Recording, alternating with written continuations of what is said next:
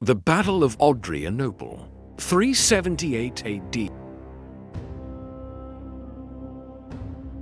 The 4th century was a time when empires trembled, and one day in August 378 AD, the might of Rome itself was broken. At Adrianople, an emperor rode into battle and never returned. What happened that day was not just a defeat.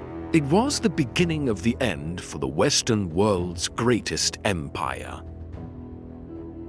The summer sun burned over Thrace. Emperor Valens, ruler of the Eastern Roman Empire, marched with a massive army. Legions in shining armor, cavalry restless, banners snapping in the wind. His target, the Goths, a desperate people driven into Roman lands by the fury of the Huns. To Valens, this was supposed to be a quick victory. To the Goths, it was a battle for survival. Valens had been warned. Reinforcements from the west under Emperor Gratian were on their way. But Valens was impatient. His advisors whispered, "The Goths are weak. Strike now, and the glory will be yours." Blinded by pride, Valens led his 30,000 men straight into the plains near the city of Adrianople. Fade into Roman ranks forming up on the field. Across the plain, the Gothic leader Fritigern played a deadly game.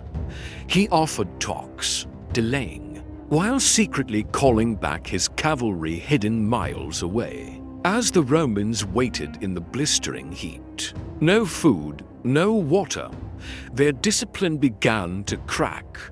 Then, suddenly, Gothic wagons caught fire. Smoke filled the air, and war horns echoed. The trap was sprung. Roman soldiers squinting through thick smoke, gripping their shields nervously. The Goths charged from the hills. Cavalry thundered down, thousands of horsemen slamming into Roman flanks. The legions fought desperately, shields locked, spears thrusting. But the weight of the assault was unbearable.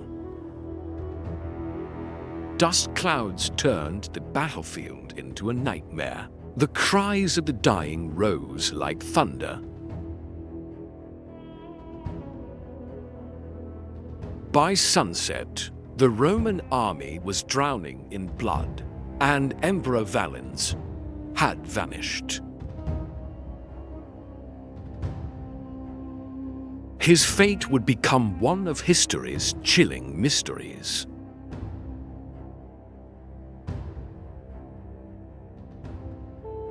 The legions held their ground, shields locked tight, blades flashing.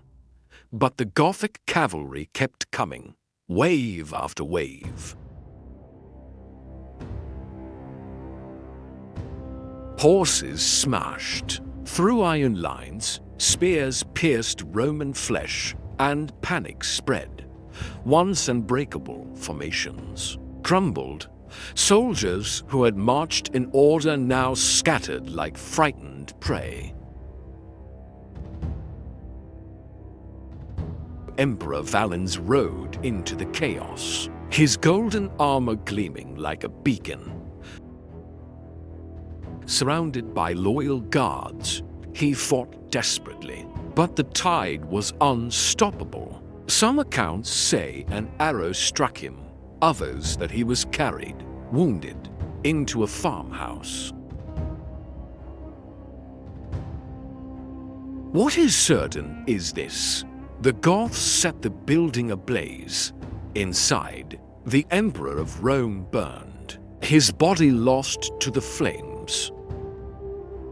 By nightfall, the field outside Adrianople was silent, except for the groans of the dying 2/3 of Rome's army lay scattered across the plain. 20,000 men cut down in a single afternoon. The might of Rome had been crushed, its arrogance punished. For the Goths, it was survival. For the Romans, it was a nightmare from which they would never awaken.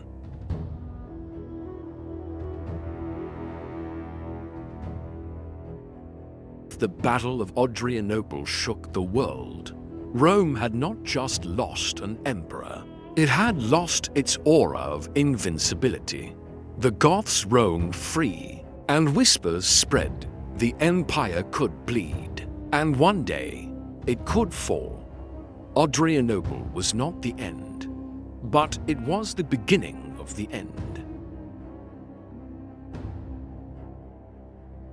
The day Rome's greatest army was destroyed was the day the empire's fate was sealed in fire and blood.